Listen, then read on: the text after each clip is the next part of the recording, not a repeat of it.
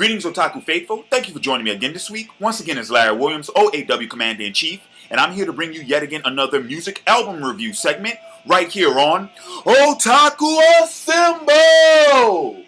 Weekly. As always, here to bring you the latest in this week's music album review, and I decided to, once again this week, take an album from my personal favorites collection. So for this week's review, I'm going to go ahead and I'm going to actually revisit an album that I had previously reviewed on the channel, and that is Bridge's latest album entitled AB3. Now, for those of you who have been with the channel, you may remember back in November, I did a very brief, really brief review of this album. I mean, it was kind of like a, an off-the-cuff recap, but it was only like half a minute. And I'm sorry, but this album really does deserve more than a 30-second review. So I'm going to go ahead and let's go ahead and review this album. Now, for the record, just so you guys know, Bridge is my second favorite rock band of all time. I'm a huge Creed fan, okay? Creed's my number one favorite, love Creed. So it just makes sense that Bridge, would get the number 2 spot. Been following them since their first album release, and I must say that AB3, their third album, by far is the best album they've ever released. I don't think anyone argues with that. Not only from a lyrical and a musical standpoint, and it's not just the whole progression of what the band has gone through and the direction in which they undertook and all that jazz, but shit, this is the album that actually has critical acclaim. Like, this is the album that everyone shit themselves over. It's a really great album, and I just wanted to throw that out there. So let's go ahead and let's get into the review now.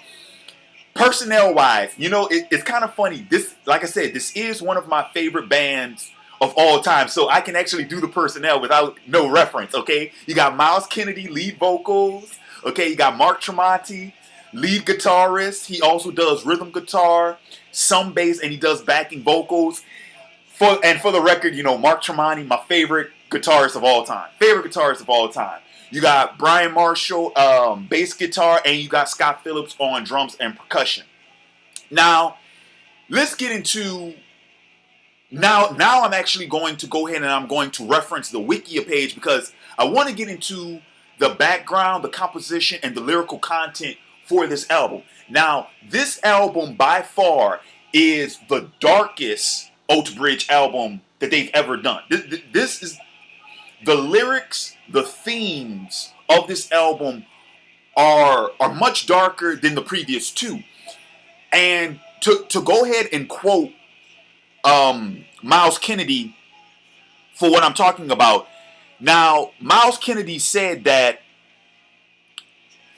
it is a loose and I quote, "It is a loose concept, the first for Bridge, about a character desperately struggling to find their place in a world steeped in doubt and emptiness, whereas the other two Bridge albums primarily focus on themes of hope and perseverance in the face of adversity," end quote.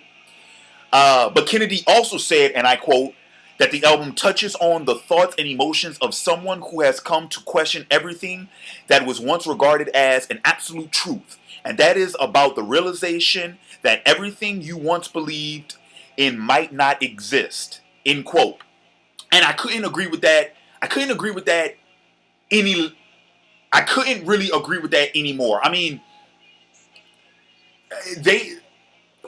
Just to go ahead and reference the album right quick. Track 1 entitled Slip to the Void. There is a line in that song that says, "You were once led to believe you were young and so naive." I mean, that line right there pretty much lets you know what the album is about, where its themes are going, and I mean, it really does set the tone for the entire album, for the entire piece. Now let's see. I will also go ahead and mention that another thing about this album is that, like so many bands who do this before, In this album, you can see the progression that the band has gone through. As I mentioned earlier in the video, this I mentioned this last week in my review of Disturbed's album Asylum, where the band said that, you know, Asylum was supposed to be a departure from their previous work. It was supposed to be a mark of the band's maturity. And I can't help but say the same thing about Ode to Bridge with AB3, because, like, you know, there's, I don't know, I can't really put my finger on it. I can't really put my finger on exactly what it is, but I think it is a combination of everything that occurred in the development and in the creation of this album. Number one, like I mentioned earlier, this is a concept album, which it's a loose concept album, which means that there was no predetermined and wholehearted theme that reoccurred. That it's not as if the band was trying to force feed you exactly what the theme of this album was. When I say that it's a loose concept album, what I'm talking about is the theme for this album did not surface until they were already in the fold of making it.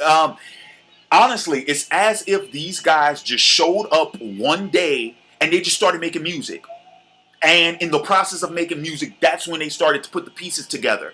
But I think that's what it is. It might be that improvisation approach to music making that made this album such a success. Also, it's the freedom of it. You know, I really do feel that the band got more freedom in this album. Now, granted, one thing that you do need to know is that this is, once again, the third consecutive album that Ode to Bridge has released under a different label, because they were with Wind Up Records for their debut album. They were with, I believe that they were with, who were they with for Blackbird right quick? Okay, they were with Universal Republic for Blackbird, and now this album was released internationally by Roadrunner, and then it was released stateside by EMI, which also explains why everyone else in the world seemed to get this album 2 or 3 months before we did. Because I was wondering about that. But it seems to me that Roadrunner actually gave them a little bit more freedom with this album. I don't see the pressure that some of these record labels place on artists to complete this album. I don't see it. And that's the thing. Kennedy states that they only had, what was it, 6 weeks? I think it was. They had a really short time to make this album, but it worked, and I applaud their efforts for it. I mean, this is a damn good album. Now, to get into the whole, to get into my track rundown, okay, what I've started doing with my reviews, as you guys know, I started listing, in my opinion, what I thought was musically the strongest track on this album, and lyrically what I thought was the strongest track on this album. And I will tell you this right here and now, wholeheartedly, that I cannot do that for this album. I cannot, for the life of me, pick one song to represent the best lyrical track and one song to represent the best musical track. I can't do it. Maybe that's my bias affecting my critical analysis. It could be. Or it could be that me personally, I just find all these tracks to be fucking amazing. I don't know what it is, and I apologize for that. I'm sorry. But I can't, for the life of me, just pick one song. I can't. But I can tell you some that I really do enjoy. As far as lyrics are shit. Fuck it. I'll just tell you songs, lyrically, musically, just songs on this fucking album that really got to me. And that is Slip to the Void, track 1, track 2, Isolation, track 3, Ghost of Days Gone By, track 4, All Hope Is Gone. I really did enjoy track 8, I Know It Hurts. Track 11, Breathe Again.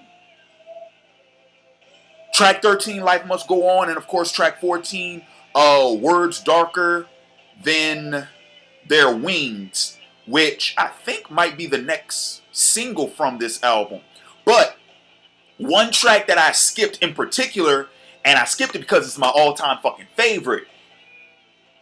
Track 10, Fallout. I fucking love this song, okay? When I first heard this song, I damn near broke into tears. I was bawling. I fucking love this song. So much so, it's my fucking ringtone.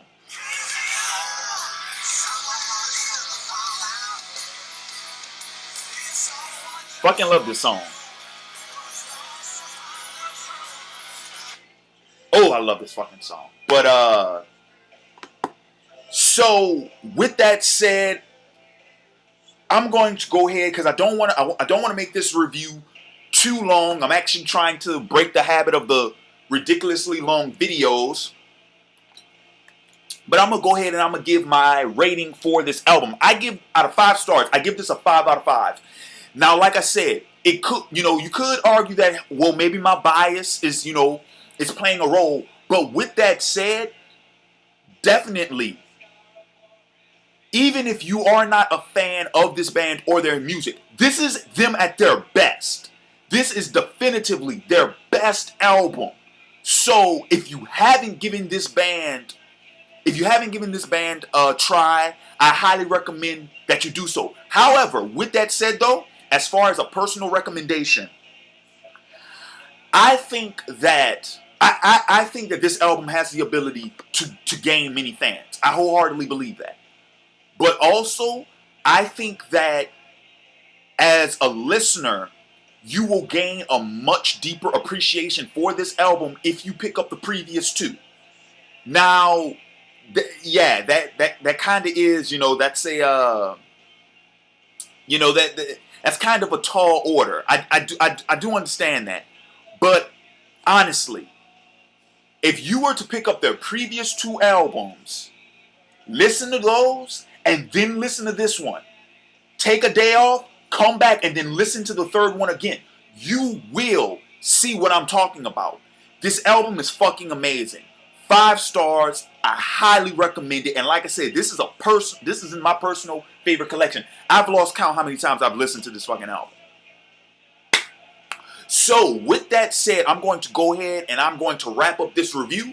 Thank you for joining me again this week. As always, guys, I want to go ahead, take this time to remind you about the Facebook page, facebook.com/otakuassemble, the Twitter page, twitter.com/otakuassemble. Of course, the YouTube channel, youtube.com/otakuassemble. Don't forget, whoops, and there goes my timer. Don't forget, I am also on Blog TV, blogtv/otakuassemble, Skype, otakuassemble. But also, guys, I do want to take this time to let you guys know that there will be an important update video wrapping up this week's videos later this weekend. If it's not up by Sunday, it will most definitely be up by Monday. Guys, a very, very important update, an announcement vid that will determine the fate of the Otaku Assemble YouTube channel. Not to get too dramatic, but it is a big deal, and I really hope that you guys tune in for that video. Also, later this weekend, Captain America, the First Avenger movie review. That's going to be uploaded. That's coming. Going to the midnight release tonight. And yes, I probably will do the review when I get back at like 2 a.m., later on tonight. But yes, Captain America, the First Avenger. And also this week, I know that I promised the manga of the month this week. But actually, I'm going to go ahead and I'm going to save the manga of the month for next week. Because this week, I want to introduce 2 new video segments entitled My Favorite Hero and Favorite Villain segments. So guys, please tune in for those. As always, is Larry Williams, the OAW Commander-in-Chief, wrapping up my Ultra Bridge AB3 review. I am signing off and I will catch you cats later. Peace.